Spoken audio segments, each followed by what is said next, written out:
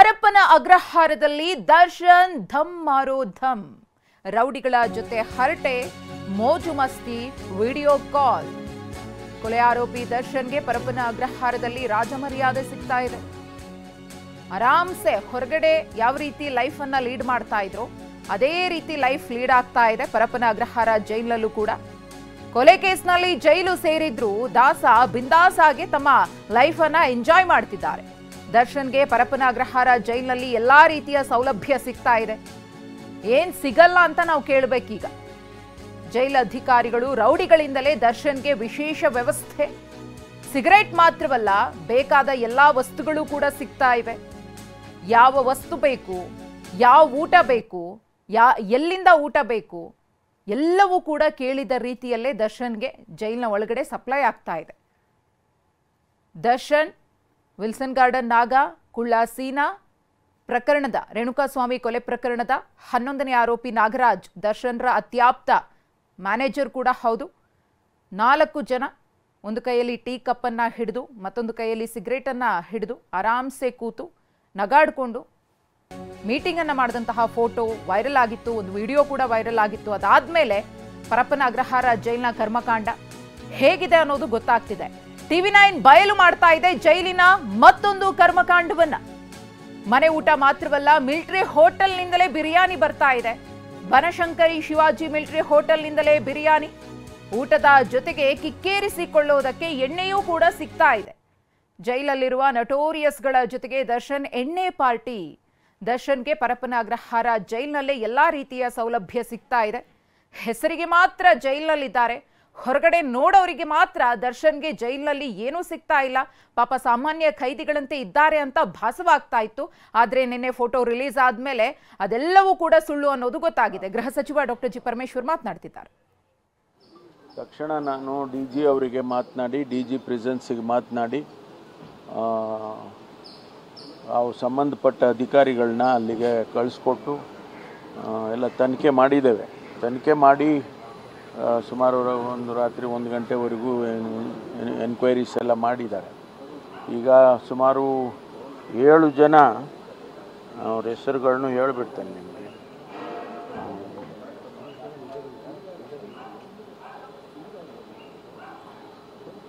7 ಜನ ಅಧಿಕಾರಿಗಳನ್ನು ಈಗ ಸಸ್ಪೆಂಡ್ ಮಾಡಿದ್ದಾರೆ. ಒಂದು Sharavana jailers, Sharanabasava Aminagad, Prabhu S Khandelwal. Assistant jailers LS Tippeswamy, Srikanth Talwar, Tippeswamy LS Tippeswamy, Srikanth Talwar, ಇವರಿಬ್ಬರು ಜೈಲರ್, ಇದು sub assistant jailers. Head warders Venkappa Korti, Sampath Kumar Kadapatti, warder Basappa Teli. ಇವರಿಷ್ಟು ಜನರನ್ನು ಸಸ್ಪೆಂಡ್ ಮಾಡಿದ್ದೇವೆ. ಯಾವ ರೀತಿ ಇದು ಈ ಇನ್ಸಿಡೆಂಟ್ ನಡೆದಿದೆ ಅನ್ನೋದ್ರ ಬಗ್ಗೆ ಈಗ ವರದಿಯನ್ನು ಕೇಳಿದ್ದೇನೆ. DG ಅವರು ಕೂಡ ಈಗಾಗಲೇ DG ಪ್ರಿಸನ್ಸ್ ಅವರು ಕೂಡ ಈಗ ಇನ್ಸ್ಪೆಕ್ಷನ್ ಹಾಕ್ಕೊಂಡಿದ್ದಾರೆ.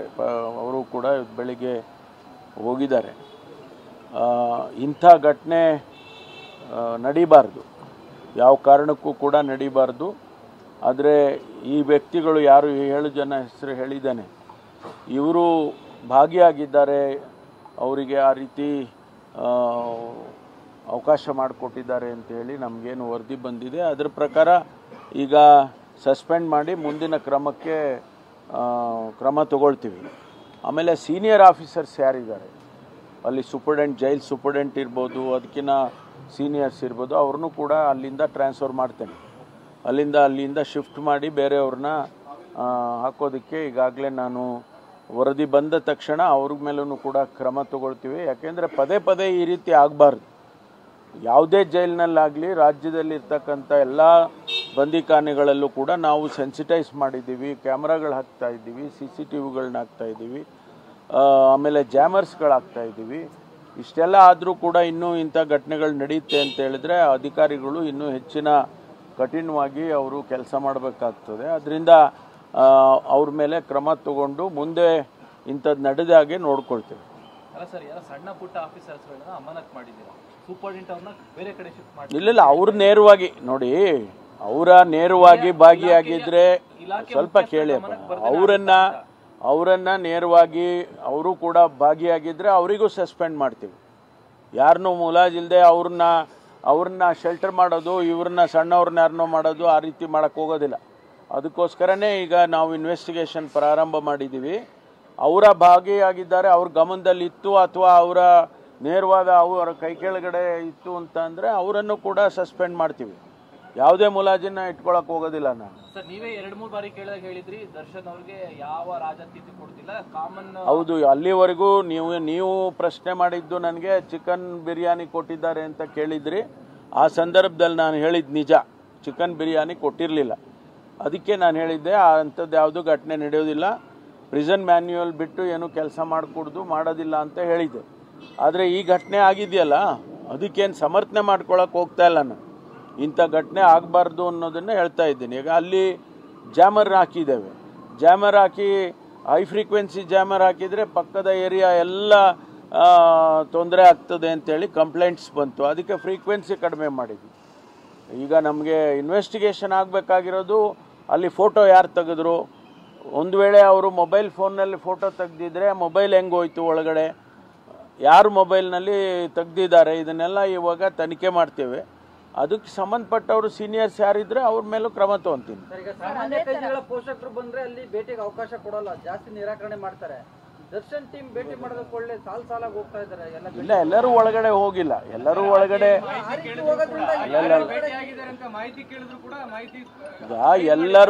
ಎಲ್ಲರೂ ಒಳಗಡೆ ಹೋಗಕ್ಕೆ ಆಗೋದಿಲ್ಲ. ಯಾರನ್ನ ಅವರು ಜೈಲ್ ಸೂಪರ್ಡೆಂಟ್ ಪರ್ಮಿಷನ್ ಕೊಡ್ತಾರೆ ಅವ್ರು ಮಾತ್ರ ಒಳಗಡೆ ಹೋಗಕ್ಕೆ ಆಗ್ತದೆ. ಅದನ್ನ ನೋಡೋಣ, ಈಗ ಈ ಇನ್ವೆಸ್ಟಿಗೇಷನ್ ಅಲ್ಲಿ ಅದು ಕೂಡ ಗೊತ್ತಾಗುತ್ತೆ ಯಾವ ರೀತಿ. ದರ್ಶನ್ ಅವರು ಜೈಲ್ ಒಳಗಿಂದ ವಿಡಿಯೋ ಕಾಲ್ ಮಾಡಿ ಯಾರ ಹತ್ರನೋ ಇನ್ನೊಂದು ಕ್ರಿಮಿನಲ್ ಸತ್ಯ ಅಂತ ಆಚೆ ಇರೋ. ಅದೇ ಈಗ ತನಿಖೆಯಲ್ಲಿ ಇದೆಲ್ಲವೂ ಕೂಡ ಬೆಳಕಿಗೆ ಬರುತ್ತೆ. ಬಂದ ಮೇಲೆ ಯಾರು ಇದಕ್ಕೆಲ್ಲ ಕಾರಣಕರ್ತರಾಗಿದ್ದಾರೆ, ಹೆಂಗೆ ಅಲೋ ಮಾಡಿದ್ರು, ಫೋನ್ಗಳು ಯೂಸ್ ಮಾಡೋದಕ್ಕೆ ಹೆಂಗೆ ಅಲೋ ಮಾಡಿದ್ರು, ಆಮೇಲೆ ಇದೆಲ್ಲ ಈಗ ನೀವು ನೋಡಿದ್ರಿ ಅಲ್ಲಿ ಅವರ ಕೈನಲ್ಲಿ ಸಿಗರೇಟ್ ಇದೆ, ಅವರು ಟೀ ಕುಡ್ಕೊಂಡು ಕೂತಿದ್ದಾರೆ, ಈ ರೀತಿ ಎಲ್ಲ ಏನು ನಡೆದಿದೆ ಅದೆಲ್ಲ ಈಗ ಇನ್ವೆಸ್ಟಿಗೇಷನ್ ಮಾಡ್ತೇವೆ.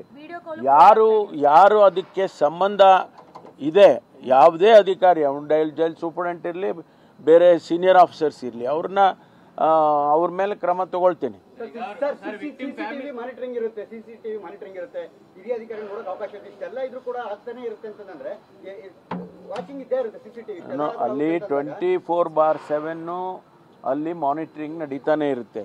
ಅಲ್ಲಿ ಇಂಟರ್ನಲ್ಲಿ ನಿಮ್ಗೆ ನೋಡಿರ್ಲಿಕ್ಕಿಲ್ಲ, ನೀವು ಇಂಟರ್ನಲ್ಲಿ ಅಲ್ಲಿ ನೀವು ಹೇಳಿದಾಗೆ ಸೀನಿಯರ್ ಆಫೀಸರ್ಸ್ಗೆ ಅಲ್ಲಿ ಏನು ನಡೀತಾ ಇದೆ, ಯಾವ್ಯಾವ ಬ್ಯಾರಕ್ಸ್ನಲ್ಲಿ ಏನು ನಡೀತಾ ಇದೆ, ಯಾರು ಓಡಾಡ್ತಾ ಇದ್ದಾರೆ, ಬರ್ತಾರೆ ಹೋಗ್ತಾರೆ, ಪ್ರತಿಯೊಂದು ಕೂಡ ಅಲ್ಲಿ CCTVನಲ್ಲಿ ಕಾಣಿಸುತ್ತೆ. ಅದನ್ನು ಹೊರತುಪಡಿಸಿ ಈ ರೀತಿ ಆಗಿದೆ ಅಂತಂದ್ರೆ ಅವ್ರ ಮೇಲೆ ಕ್ರಮ ತಗೊಳ್ತೀವಿ. ಕಾಣ್ಲಿಲ್ಲ ಅಂತ ನಾನು ಹೇಳ್ತಾ ಇಲ್ಲ, ಕಾಣ್ಲಿಲ್ಲ ಅಂತ ನಾನು ಹೇಳಿಲ್ಲ. ಅದನ್ನ ನೋಡಿಲ್ಲ, ಅವರು ನೋಡಿ ಕ್ರಮ ತಗೋಬೇಕಾಗಿತ್ತು, ಅದು ತಗೊಂಡಿಲ್ಲ ಅಂತ ತಾನೇ ಈಗ ಹೇಳ್ತಾ ಇರೋದು. ಈಗ ಅವ್ರು ಬಂಧಿಸಿದಾಗಲೇ ತಮ್ಮ ಮೇಲೆ ಸಾಕಷ್ಟು ಒತ್ತಡ ಇತ್ತು ತಮ್ಮ ಸಂಪುಟ ಸಹೋದ್ಯೋಗಿಗಳಿಂದ ಅಂತ. ಯಾರು ಒತ್ತಡನೂ ಇಲ್ಲ ರೀ, ನೋಡಿ ಯಾರು ಒತ್ತಡನೂ ಇಲ್ಲ, ನನಗೆ ಯಾರು ಒತ್ತಡನೂ ಇಲ್ಲ. ಈ ಒತ್ತಡ ಯಾರು ನಮ್ಗೆ ಯಾರು ನನ್ನ ಲೆವೆಲ್ ವರೆಗೆ ಯಾರು ಮುಟ್ಟೋದಕ್ಕೂ ಸಾಧ್ಯ ಇಲ್ಲ. ಮೋಸ್ಟ್ಲಿ ಫೋಟೋ ರಿವೀಲ್ ಆಗಿರ್ಲಿಲ್ಲ ಅಂದ್ರೆ ಇದು ಇನ್ನೂ ನಡೀತಾ ಇರ್ತಿತ್ತು. ಹಾಗಾದ್ರೆ ಗೊತ್ತಿಲ್ಲಪ್ಪ, ನೀವೀಗ ಆಚೆ ಬಂದಿದ್ಯಲ್ಲ, ಈಗ ಸರಿ ಮಾಡೋಣ, ಸರಿ ಮಾಡಿ ಏನ್ ಬಿಗಿ ಮಾಡ್ಬೇಕು ಅದನ್ನ ಮಾಡ್ತೀವಿ. ಯಾರ ಒತ್ತಡಕ್ಕೂ ಮನೆಯಲ್ಲ. ಸರ್ಕಾರಕ್ಕೆ ಮುಜುಗರ ಇಲ್ಲ, ಇದೇನು ಲ್ಯಾಪ್ಸ್ ಆಗಿದೆ, ಈ ಲ್ಯಾಪ್ಸಸ್ ಅನ್ನ ಸರಿ ಮಾಡಬೇಕು. ಲ್ಯಾಪ್ಸ್ ಆಗಿರೋದಕ್ಕೆ ಕ್ರಮ ತಗೋಬೇಕು, ಎರಡೇ ಅಲ್ವಾ. ಒಂದು, ಯಾರು ಲ್ಯಾಪ್ಸ್ಗೆ ಹೊಣೆಗಾರಿಕೆ ಹೊರಬೇಕು ಅವ್ರ ಕ್ರಮ ತಗೊಳ್ತೀವಿ. ಎರಡನೇದು, ಮುಂದೆ ಈ ರೀತಿ ಆಗದಾಗೆ ನೋಡ್ಕೊಳ್ತೀವಿ. ಬರ್ತ್ಡೇಗೆ ಕೇಕ್ಗಳು ಹೋಗ್ತವೆ, ಕೇಕ್ ಹೋಗುತ್ತೆ, ಲೈವ್ ಕೊಡೋದಕ್ಕೆ ಮೊಬೈಲ್ಗಳು ಹೋಗ್ತವೆ. ಕೈದಿಗಳು ನಡೆಸ್ತಿದ್ದಾರೆ ಸರ್ ಜೈಲನ್ನ ಅಥವಾ ಪೊಲೀಸ್ ನಡೆಸ್ತಿದ್ದಾರೆ? ನೋಡಿ, ಯಾವುದೇ ಅಂತ ಇನ್ಸಿಡೆಂಟ್ ಆದರೆ ತತ್ಕ್ಷಣ ಅದು ನಮ್ಮ ಹಿರಿಯ ಅಧಿಕಾರಿಗಳು ಅದನ್ನು ನೋಡಲೇಬೇಕು. ಮುಂದೆ ನಾನು ಹೇಳಿದ್ನಲ್ಲ 24/7 365 ಡೇಸು ಕೂಡ ಮಾನಿಟ್ರಿಂಗ್ ಮಾಡ್ತಾ ಇರ್ತಾರೆ, ಮಾಡಬೇಕು. ಅದರಲ್ಲಿ ಲ್ಯಾಪ್ಸ್ ಆದಾಗ ಇಂಥ ಘಟನೆಗಳಾಗುತ್ತೆ ಅನ್ನೋದು ಎಲ್ಲರಿಗೂ ಗೊತ್ತಾದಂಥ ವಿಚಾರ. ಅದನ್ನ ಕ್ರಮ ತಗೊಂಡು ಅದನ್ನು ಬಿಗಿ ಮಾಡೋದಕ್ಕೆ ಏನು ಮಾಡಬೇಕು ಅದೆಲ್ಲ ಮಾಡ್ತೀವಿ. ಪ್ರಾಥಮಿಕ ತನಿಖೆ ಮಾಹಿತಿ ಏನು ಕೊಟ್ಟವ್ರೆ ಸರ್ ಅಧಿಕಾರಿಗಳು? ಇನ್ನು ಅದೇ ಇದನ್ನ ಸಸ್ಪೆಂಡ್ ಮಾಡಿದೀವಲ್ಲ, ಈಗ ಆ ಆಧಾರದ ಮೇಲೆ ಸಸ್ಪೆಂಡ್ ಮಾಡಿದೀವಿ. ಸೀನಿಯರ್ ಆಫೀಸರ್ಸ್ಗಳದ್ದು ತನಿಖೆ ನಡೀತಾ ಇದೆ. ಒಂದು ವೇಳೆ ಅವರು ಕೂಡ ಹೊಣೆಗಾರಿಕೆ ಅವ್ರದ್ದು ಇದ್ರೆ ಅವರಿಗೂ ಸಸ್ಪೆಂಡ್ ಮಾಡ್ತೀವಿ. ಜೈಲಿನ ಮೇಲೆ ಸರ್ ಜೈಲಲ್ಲಿ ಸಿಸಿಬಿ ದಾಳಿ ಆಗುತ್ತೆ. ಸಿಸಿಬಿ ದಾಳಿ ಆದಾಗ ನೋಡಿದ್ರೆ ಏನು ಸಿಕ್ಕಿಲ್ಲ ಅಂತ ವಾಪಸ್ ಬರ್ತಾರೆ. ಹಂಗಾರೆ ಸಿಸಿಬಿ ದಾಳಿ ಮಾಡೋದಕ್ಕೆ ಮುಂಚೆ ಹೇಳ್ಬಿಟ್ಟೆ ಮಾಡ್ತಾರೆ. ಗೊತ್ತಿಲ್ಲ. ಮೊನ್ನೆ ಇದ್ರ ಬಗ್ಗೆ ನೋಡಿ, ಮೊನ್ನೆ ಏನು ಈ ತರದ್ದು ವರದಿಗಳು ಬರ್ತಾ ಇದೆ, ಇನ್ಫಾರ್ಮೇಶನ್ಸ್ಗಳು ಬರ್ತಾ ಇದೆ ಅಂತ ಹೇಳಿ ಪೊಲೀಸ್ನವರು ರೈಡ್ ಮಾಡಿದ್ದಾರೆ. ರೈಡ್ ಮಾಡಿದಾಗ ಏನು ಸಿಗಲಿಲ್ಲ ಅಂತ ಹೇಳಿ ಫೋನ್ಗಳು ಮತ್ತೊಂದು ಅದೆಲ್ಲ ಸಿಗಲಿಲ್ಲ ಅಂತ ಹೇಳಿ ಬಂದಿದೆ. ಈಗ ಅದನ್ನು ತನಿಖೆ ಮಾಡ್ತಾ ಇದ್ದೀವಿ ನಾವು. 3 ದಿವಸದಿಂದ ಅದರ 3 ದಿವಸ ಮುಂಚೆ ರೈಡ್ ಆಗೋಕ್ಕೆ 3 ದಿವಸದ ಮುಂಚೆ CCTV ಫುಟೇಜಸ್ ಎಲ್ಲ ಚೆಕ್ ಮಾಡ್ತಾ ಇದ್ದಾರೆ. ಯಾಕೆಂದರೆ ಒಂದು ವೇಳೆ ಅವರಿಗೆ ಏನಾದರೂ ಮಾಹಿತಿ ಸಿಕ್ಕಿದ್ರೆ ಅವುಗಳನ್ನೆಲ್ಲ ಹೊರಗಡೆ ಕಳಿಸ್ತಾರೆ ಟೆಂಪರರಿಯಾಗಿ. ಅದು ಸಾಧ್ಯ ಇರ್ಬೋದೇನೋ ಅಂತೇಳಿ ಅದನ್ನು ಕೂಡ ವೆರಿಫೈ ಮಾಡೋದಕ್ಕೆ ಸೂಚನೆ ಕೊಟ್ಟಿದ್ದೇನೆ ನಾನು. 3 days ಬಿಫೋರ್ ನೀವು ರೈಡ್ ಆಗೋದಕ್ಕೆ 3 ದಿವಸ ಮುಂಚೆ ನೀವೆಲ್ಲ CCTVಗಳನ್ನು ಚೆಕ್ ಮಾಡಿ ಅಂತ. ಈಗ ನೀವು ಫ್ಯಾಮಿಲಿ ಭೇಟಿಯಾಗಿ ಸರ್ಕಾರ ನಿಮ್ಮ ಜೊತೆಗಿದೆ ಅಂತೇಳಿ ಧೈರ್ಯ ಹೇಳಿ ಬಂದಿದ್ರಿ. ಈಗ ಫ್ಯಾಮಿಲಿ ಫೋಟೋ ಇದನ್ನೆಲ್ಲ ನೋಡಿ ಕಣ್ಣೀರು ಆಗ್ತಾ ಇದೆ. ಅವರಪ್ಪ ನ್ಯಾಯ ಸಿಗುತ್ತೋ ಇಲ್ಲ ಅನ್ನೋಂಥ ಆತ ನಿರಾಶಾ ಭಾವನೆಯಲ್ಲಿ ಮಾತಾಡ್ತಾ ಇದ್ದಾರೆ. ಇಲ್ಲ, ಅದು ನೋಡಿ, ಇಲ್ಲಿ ಯಾವುದೇ ರೀತಿಯಲ್ಲಿ ಈ ಕೇಸನ್ನು ಲೂಸ್ ಮಾಡೋದಕ್ಕೆ ಸಾಧ್ಯ ಇಲ್ಲ, ಮಾಡೋದೇ ಇಲ್ಲ. ಯಾವುದನ್ನು ಕಾನೂನು ಪ್ರಕಾರ ಏನು ಕ್ರಮ ತಗೋಬೇಕೋ ಅದನ್ನು ಇಲ್ಲಿವರೆಗೂ ತಗೊಂಡಿದ್ದೇವೆ, ಮುಂದೇನೂ ಕೂಡ ತಗೋತೀವಿ. ಯಾರ ಒತ್ತಡಕ್ಕೂ ಕೂಡ ನಾವು ಮಣಿಯುವ ಪ್ರಶ್ನೆನೇ ಬರೋದಿಲ್ಲ. ಎಲ್ಲೋ ಆಗಿರೋದಲ್ಲ ಸರ್, ಸರ್ಕಾರದ ಅಧೀನದಲ್ಲಿರುವಂತ ಜೈಲಲ್ಲೇ ಈ ತರ. ಹೌದ್ರಿ, ಅದನ್ನೇ ಹೇಳ್ತಾ ಇದ್ದೀನಲ್ಲ, ಅದನ್ನೇ ಹೇಳ್ತಾ ಇದ್ದೀನಿ, ಕ್ರಮ ತಗೊಳ್ತೀವಿ ಅಂತ. ಇನ್ನೇನು ಅಲ್ಲ ಸರ್, ಸಣ್ಣ ಪುಟ್ಟ ಅಧಿಕಾರಿಗಳು ಸಸ್ಪೆಂಡ್ ಆಗಿದ್ದಾರೆ. Listen to me, you are not interrogating me. You are not interrogating. ಹೇಳೋದ್ ಕೇಳ್ಕೊಳ್ಳಿ ಅಪ್ಪ, ಹೇಳೋದ್ ಕೇಳ್ಕೊಳ್ಳಿ. ನಾನು ಕೋಪ ಮಾಡ್ಕೊಳ್ತಿಲ್ಲ, ನೀವು ಹೇಳೋದ್ ಕೇಳಬೇಕು. ಹೇಳೋದ್ ಕೇಳ್ಬೇಕಲ್ಲ ನೀವು. ಹೇಳೋದ್ ನೋಡಿ, ಕೇಳಿ ಸ್ವಲ್ಪ. ಇವತ್ತು ನಾನು ಹೇಳ್ತಾ ಇರ್ತಕ್ಕಂಥದ್ದು ಯಾವ ರೀತಿಯಲ್ಲಿ ಘಟನೆ ನಡೀತು, ಅದಕ್ಕೆ ನಾವೇನು ಕ್ರಮ ತಗೊಂಡಿದ್ದೀವಿ, ಮುಂದೆ ಯಾವ ರೀತಿ ನಡೀದಂಗೆ ನೋಡ್ಕೊಳ್ತೀವಿ, ಈ 3 ವಿಚಾರ ನಿಮ್ಮ ಗಮನಕ್ಕೆ ತಂದಿದ್ದೀನಿ, ರಾಜ್ಯದ ಜನತೆಗೆ ತಂದಿದ್ದೀನಿ. ಮುಂದೆ ಇಂಥದ್ದು ಆಗದಾಗೆ ನೋಡ್ಕೊಳ್ಳೋದಕ್ಕೆ ಏನೆಲ್ಲ ಪ್ರಯತ್ನ ಮಾಡಬೇಕು ಅದು ಮಾಡ್ತೀವಿ. ಸರ್, ಈಗ ಜೈಲಲ್ಲಿ ಈ ರೀತಿ ಆತಿಥ್ಯ ಸಿಕ್ಕಿದೆ, ಪೊಲೀಸರು ಚಾರ್ಜ್ ಶೀಟ್ ಮೇಲೆ ಸಾರ್ವಜನಿಕರು ಸಹಜವಾಗಿ ಅನುಮಾನ ಪಡ್ತಾರೆ ಸರ್. ಇಲ್ಲ, ಅನುಮಾನ ಪಡೋದು ಬೇಕಾಗಿಲ್ಲ. ನಾವು ಕಾನೂನು ಪ್ರಕಾರ ಏನು ಮಾಡಬೇಕೋ ಅದನ್ನು ಖಂಡಿತವಾಗಿ ಮಾಡ್ತೀವಿ, ಯಾವ ಮುಲಾಜಿಲ್ಲದೆ ಮಾಡ್ತೀವಿ. ಅದನ್ನ ನೋಡೋಣ, ಲೀಗಲಿ ವಿಲ್ ಎಕ್ಸಾಮಿನ್. ಕಾನೂನು ಪ್ರಕಾರ ಪರಿಶೀಲನೆ ಮಾಡಿ ಅವ್ರ ಅಡ್ವೈಸ್ ತೊಗೊಂತೀವಿ. ಕಾನೂನಲ್ಲಿ ಮತ್ತೊಂದು ಕೇಸ್ ರಿಜಿಸ್ಟರ್ ಮಾಡಬೇಕು ಅಂದ್ರೆ ಮಾಡ್ತೀವಿ. ಅದನ್ನು ಎಕ್ಸಾಮಿನ್ ಮಾಡ್ತೀವಿ. ಯಾಕೆಂದ್ರೆ ಇಲ್ಲಿ ಎಲ್ಲೋ ಒಂದು ಕಡೆ ನೀವು ಹೇಳ್ದಂಗೆ ಆತಿಥ್ಯ ಸಿಗ್ತದೆ ಅನ್ನುವಾಗ ಆತಿಥ್ಯ ಸಿಗದೇ ಇರೋ ಕಡೆ ನೋಡೋಣ. ಸಿಗದೇ ಇರೋ ಕಡೆ ಅಂದ್ರೆ ಅಲ್ಲೂ ಯಾಕ್ರಿ ಕೊಡ್ತಾರೆ? ಅದಕ್ಕೆ ಹೇಳ್ತಾ ಇದ್ದೀನಪ್ಪ, ನಾನು ಹೇಳ್ತಾ ಇರೋದು. ಅಲ್ಲಲ್ಲ, ನಾನು ಮರೆಮಾಚತಕ್ಕಂಥ ಅಥವಾ ಸುಳ್ಳು ಹೇಳ್ತಕ್ಕಂಥ ಪ್ರಮೇಯ ನನಗೇನೂ ಇಲ್ಲ. Fact is A fact. ಈಗ 7 ಜನ ಸಸ್ಪೆಂಡ್ ಮಾಡಿದ್ದೀವಿ ಅಂತ ಹೇಳ್ತಾ ಇದ್ದೀನಿ, ಅವ್ರ ಹೆಸರುಗಳು ಹೇಳಿದ್ದೀನಿ. ಮುಂದೆ ಅಧಿಕಾರಿಗಳು ಯಾರಾದರೂ ಸೀನಿಯರ್ ಆಫೀಸರ್ ನೀವು ಕೇಳಿದ್ರಿ, ಸೀನಿಯರ್ಸ್ನ ಯಾರನ್ನ ಬಿಟ್ಬಿಡ್ತೀರಾ ಅಂತ, ಅವ್ರನ್ನ ಕೂಡ ಪ್ರಶ್ನೆ ಇಲ್ಲ. ಆ ತನಿಖೆ ಮಾಡ್ತಾ ಇದ್ದೇವೆ, ಇನ್ವೆಸ್ಟಿಗೇಟ್ ಮಾಡ್ತಾ ಇದ್ದೀವಿ. ಅದರಲ್ಲಿ ಅವರ ರೋಲ್ ಇದೆ ಅಂತ ಗೊತ್ತಾದರೆ ಅವರನ್ನು ಸಸ್ಪೆಂಡ್ ಮಾಡ್ತೀನಿ, ಮುಲಾಜಿಲ್ದೆ ಮಾಡ್ತೀನಿ. ಬಟ್ ತಮ್ಮ ಇಲಾಖೆ ಮೇಲೆ ಸಾಕಷ್ಟು ಬೇರೆಯವರೆಲ್ಲ ಒತ್ತಡ ಇವೆಲ್ಲ ನಡೀತಾನೆ ಇರ್ತಾವಲ್ವಾ, ನಿಮಗೂ ಗೊತ್ತಿದೆ, ಇವೆಲ್ಲ ನಡೀತಾ ಇರ್ತಾವ. ಆದರೆ ನಾವು ಇದನ್ನೆಲ್ಲ ತಡ್ಕೊಂಡೇ ಮುಂದಕ್ಕೆ ಹೋಗ್ಬೇಕಲ್ವಾ. ಇದಕ್ಕೆ ಬಲಿಪಶು ಆಗೋದಿಲ್ಲ ನಾನು.